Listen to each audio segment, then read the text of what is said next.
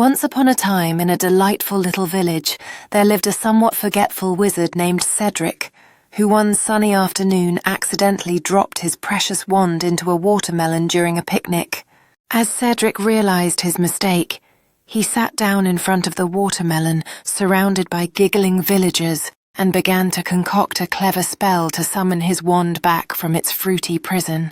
With a flourish and a twinkle in his eye, Cedric cast his spell, causing the watermelon to shake and shimmer, while the villagers gasped in anticipation of what would happen next. In a dazzling explosion of colour, Cedric's wand leapt out much to his delight, and the villagers' astonishment marking the beginning of a new adventure for the forgetful wizard.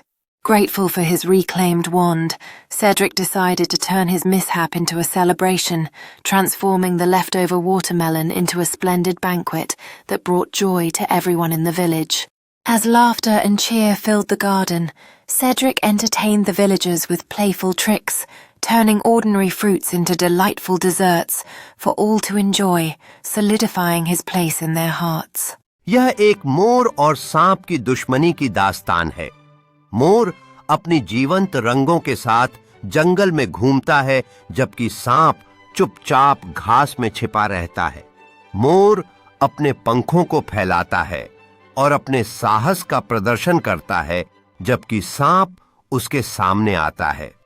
दोनों एक दूसरे का सामना करते हैं जैसे कि ये सब कुछ दांव पर लगा हो।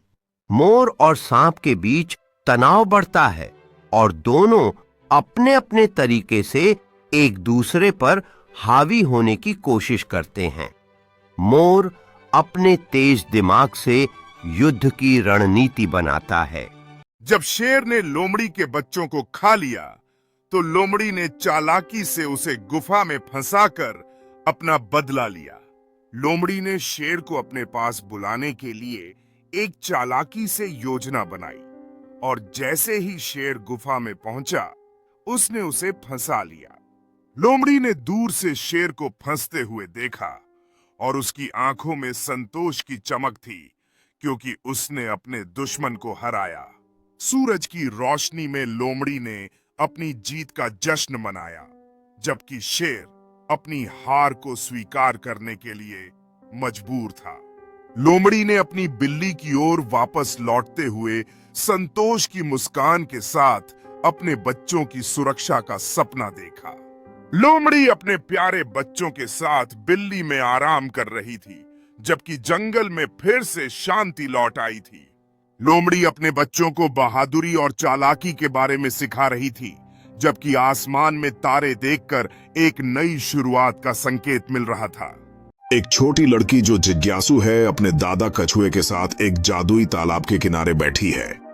दादा कछुआ धीरे धीरे एक कहानी बताना शुरू करते हैं। उनकी आवाज शांत होती है, जैसे वह पानी की ओर देखते हैं। एक हल्की चमक पानी से निकलती है और जादुई जीव बाहर आते हैं, जो दादा कछुए और छोटी लड़की के चारों ओर खेलते हैं। दादा कछुआ जादुई तालाब के इतिहास के बारे में एक कहानी साझा करते हैं, जिसमें प्राचीन आत्माएं पानी में दिखाई देती हैं। जैसे जैसे कहानी आगे बढ़ती है, तालाब जादुई रंगों से चमकने लगता है और तितलियां पानी की सतह पर नाचने लगती हैं। दादा कछुआ छोटी लड़की को मित्रता और दया के महत्व के बारे में बताते हैं। जादुई तालाब में जीवों की मदद करते हुए चित्र उभरते हैं। जैसे जैसे सूरज अस्त होता है, पानी सुनहरे रंगों को दर्शाता है और दादा कछुआ अपनी कहानी को एक मुस्कान के साथ खत्म करते हैं। छोटी लड़की दादा कछुए को गले लगाती है। उसकी खुशी और आभार उसके चेहरे पर साफ झलकता है। जब वे अलग होते हैं, छोटी लड़की घर लौटती है, बार बार दादा कछुए की ओर देखते हुए, जो एक गर्म मुस्कान के साथ अलविदा करते हैं। एक समय की बात है, एक चालाक लोमड़ी एक बाग में पहुंची, जहां एक बड़ा अंगूर का बाग था। लोमड़ी ने अंगूरों को पाने के लिए बहुत कोशिश की, लेकिन हर बार वह असफल रही और ऊंचे अंगूरों से निराश होकर वापस चली गई। उसने सोचा, ये अंगूर खट्टे हैं, और अपनी असफलता को छुपाने के लिए वहां से चली गई। इस प्रकार लोमड़ी ने यह सबक सीखा कि कभी-कभी जो चीजें हमें हासिल नहीं हो पाती, वे शायद हमारे लिए बेकार होती हैं। सोचते सोचते उसकी आंखों में एक नई समझ आ गई और उसने अपने अनुभव से सीखा कि जो कुछ भी मीठा है, वो कभी कभी हमारी पहुंच से बाहर होता है। अब वह अपनी असफलता को पीछे छोड़कर नई चुनौतियों की ओर बढ़ने के लिए तैयार था, यह जानते हुए कि जीवन में और भी कई अवसर उसके इंतजार में हैं। इस बार लोमड़ी ने जंगल में जाकर अपने लिए नए फल पाने का फैसला किया, जहां उसे मीठे और ताजे जामुन मिले।